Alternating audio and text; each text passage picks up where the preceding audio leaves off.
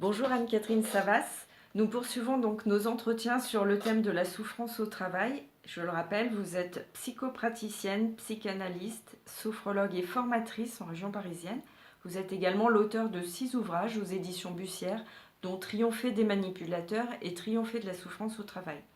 Alors, lors de notre dernier entretien, vous avez parlé de l'importance du positionnement dans le contexte de souffrance au travail et de harcèlement particulier.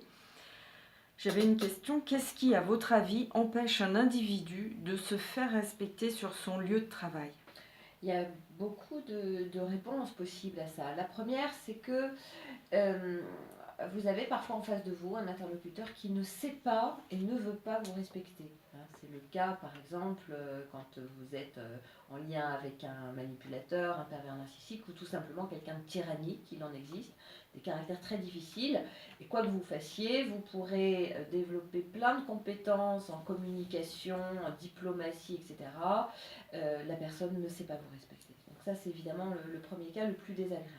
Ensuite, il faut voir que le groupe favorise l'émergence de comportements qui parfois sont moins humains, hein, pour ne pas parler des choses graves. On a vu qu'il y a des gens qui ont été poussés au suicide sur leur lieu de travail, donc ça c'est l'extrême. Mais sans aller jusque-là, dans un groupe, vous êtes obligé de faire attention à la bonne marche de l'ensemble. Vous êtes obligé de faire attention à l'objectif, qui va être de vendre un produit, un service. Et donc les desiderata individuels vont passer un petit peu à la trappe. Alors jusqu'où, hein, ça c'est la grande question qui permet de mesurer le taux de souffrance au travail, mais vous ne pouvez pas vous faire respecter tout simplement parce qu'il n'y a ni le temps ni l'espace pour le faire comme si vous étiez seul ou avec juste votre conjoint. Enfin, parfois il arrive qu'on ne se fasse pas respecter tout simplement parce qu'on ne sait pas le faire. Hein, on ne sait pas se faire respecter. Je suis toujours surprise quand on me raconte dans mon cabinet telle ou telle façon de communiquer, tel échange avec quelqu'un, et que la personne est très étonnée qu'on ne l'ait pas entendu, qu'on n'ait pas devancé ses besoins, qu'on n'ait pas compris de quoi elle avait besoin. Mais non, on ne l'a pas compris parce qu'elle ne l'a pas exprimé. Hein, c'est-à-dire que se faire respecter, c'est accepter aussi et avant tout de formuler les choses. Déjà d'en avoir une idée assez claire. Hein, ça, c'est pas forcément facile et un travail sur soi peut aider. Hein. On n'a pas tous besoin de la même chose pour se faire respecter. Moi, il y a certaines choses que je vais vivre comme un manque de respect et vous, non. Hein. Donc tout ça, c'est très individuel. Et puis après, bien sûr, clarifier, faire des demandes claires, hein, c'est la base de la communication. Mais pourquoi dire non et poser ses limites, c'est si difficile? Alors, c'est difficile parce que parfois, bon, je l'ai déjà évoqué, vous avez en face de vous quelqu'un qui ne peut pas entendre votre nom. Il faut quand même rappeler que dans le cas de la souffrance au travail, il y a parfois des réelles menaces de perdre son emploi. Hein. Et évidemment, la personne qui vous harcèle, elle va jouer là-dessus. Hein. Elle va vous dire, oh mon petit, vous savez, ça ne sera pas mieux ailleurs. Hein. Moi j'entends des gens qui me racontent des choses comme ça. Donc, dire non, qu'est-ce qui va se passer si je dis non à un énième dossier à gérer, à encore des heures sup non payées? Je risque de perdre ma place. Et c'est une peur qui est fort répandue. La question, et ça on essaie de clarifier ça dans un travail thérapeutique, c'est est-ce que cette peur est justifiée ou non? Alors on n'a pas une réponse fiable à 100% bien sûr, mais on a quand même quelques idées. Il est possible quand même d'arriver à voir s'il y a une réelle menace, si la personne est vraiment en danger de perdre son emploi. Est-ce que si elle dit non, elle prend la porte ou on l'accuse de faute grave, hein, ça existe, hein, qui veut noyer son chien, l'accuse de la rage. Hein. Ou alors, est-ce que c'est simplement un fantasme, une peur qu'elle a, qu'il va falloir apprendre comment dire, à dépasser. Et ça nous renvoie là encore au fait qu'il faut comprendre qu'est-ce qui se joue en nous, pourquoi, hein, pourquoi on n'arrive pas à dire non, de quoi on a peur. On a peur d'être rejeté, on a peur d'être plus aimé, mais ça revient au même, de décevoir, on a peur de trahir l'image que les autres ont de nous. Hein. On a une image de soi. Moi, je reçois des gens qui me disent, mais vous comprenez, je suis tellement honnête. Ben, il ne s'agit pas de devenir malhonnête, mais il s'agit peut-être de ne plus être honnête jusqu'au sacrifice. Et honnête par rapport à quoi? Honnête par rapport à une image ou un rôle qu'on veut jouer. Hein, je suis la personne sur qui on peut toujours compter. je suis celui ou celle qui est compétent jusqu'au bout et qui va toujours tirer les autres d'affaire, etc., etc.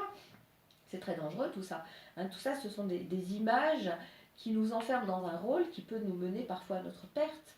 Moi, je sais que j'ai passé un grand cap dans ma vie personnelle le jour où j'ai reçu un coup de téléphone, j'étais en train de faire mes courses et c'était un de mes patients qui m'a dit: Anne-Catherine, je suis devant votre porte, vous n'êtes pas là.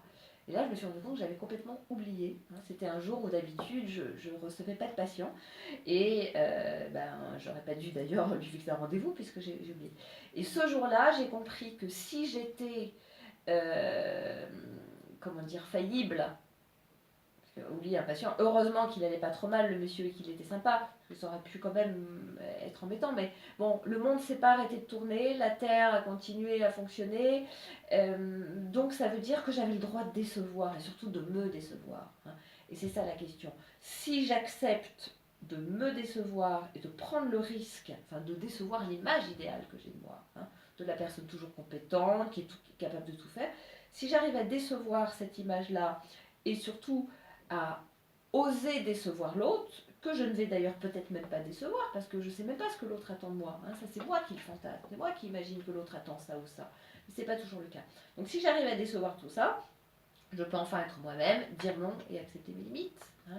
Et c'est très important parce que le cimetière est peuplé de gens qui se croyaient indispensables. Hein. Il ne faut pas l'oublier, la souffrance au travail, elle tue. C'est vrai, vous avez tout à fait raison. Et de rappeler, de dire non et de poser ses limites, c'est vraiment des choses importantes dans le cadre du travail, mais aussi dans le cadre de sa vie, se faire respecter. La bienveillance envers soi, c'est quelque chose d'important. Voilà. Je crois qu'on peut conclure peut-être Oui, et sur ces puis mots. peut-être quelques mots sur la bienveillance, parce qu'en fait, la bienveillance, là encore, elle va dépendre de nos besoins. Hein. Et dire non, se faire respecter, poser des limites, c'est la conséquence d'une connaissance de soi, d'une démarche de connaissance de soi. Parce que mes limites à moi ne sont pas les mêmes que les vôtres.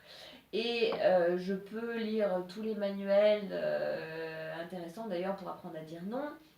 Il y a des choses auxquelles j'aurais pas envie de dire non parce que c'est important pour moi de le faire.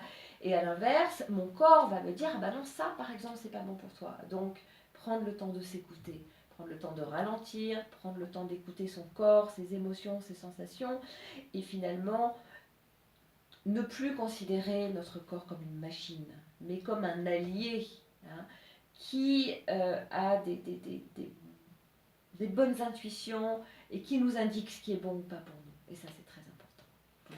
Merci beaucoup Anne-Catherine et puis à bientôt dans un prochain entretien. Avec plaisir. Merci. Au revoir.